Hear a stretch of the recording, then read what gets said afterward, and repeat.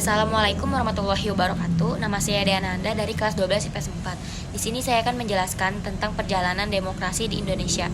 Demokrasi berasal dari bahasa Yunani, yaitu demos dan kratos atau kratein. Demos berarti rakyat dan kratos atau kratein adalah pemerintahan. Jadi demokrasi adalah pemerintahan rakyat. Perjalanan demokrasi di Indonesia dibagi menjadi 4 era. Yang pertama yaitu demokrasi parlementer pada tahun 1945 sampai 1959. Sistem parlementer merupakan sistem pemerintahan sebuah negara di mana parlemen memegang peranan yang sangat penting. Parlemen memiliki kekuatan yang sangat besar sebagai badan perwakilan dan lembaga legislatif. Pada sistem pemerintahan ini, kepala negara dijabat oleh raja atau presiden. Hal ini ditetapkan lewat maklumat wakil presiden dan maklumat pemerintahan mengenai pergantian sistem pemerintahan dari presidensial menjadi parlementer pada tanggal 3 November tahun 1945. Yang kedua yaitu demokrasi terpimpin tahun 1959 hingga 1965. Demokrasi terpimpin adalah kerakyatan yang dipimpin oleh hikmat kebijaksanaan dalam permusyawaratan atau perwakilan, yang berartikan musyawarah untuk mufakat secara gotong royong di antara semua kekuatan nasional yang progresif, revolusioner, berporoskan nasakom.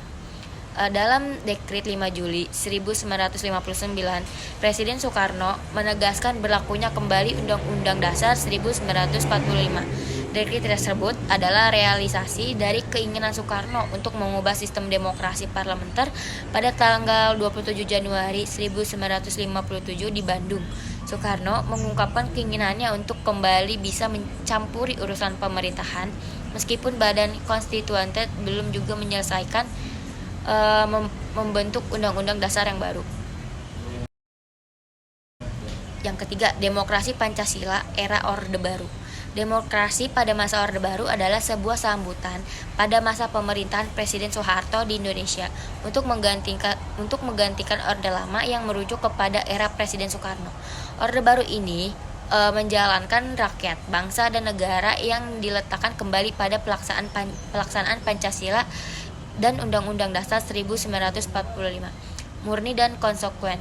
Peristiwa G30 SPKI segera mengakhiri era demokrasi terpimpin. Pada 1969, MPRS memberhentikan Soekarno sebagai presiden dan digantikan oleh Soeharto. Indonesia memasuki era baru yang disebut sebagai demokrasi Pancasila. Yang keempat, demokrasi Pancasila era reformasi tahun 1998 hingga saat ini. Seperti demokrasi Pancasila Orde Baru yang ingin merevisi praktik demokrasi terpimpin, demokrasi Pancasila era reformasi juga ingin merevisi praktik politik dan pemerintahan Orde Baru yang dianggap menyimpang.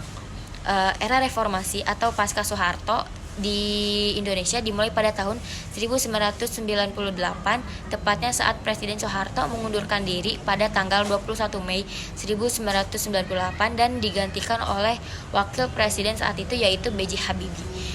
Periode ini didirikan oleh lingkungan sosial politik yang lebih terbuka. Sekian dari saya, kurang lebihnya mohon maaf. Wassalamualaikum warahmatullahi wabarakatuh.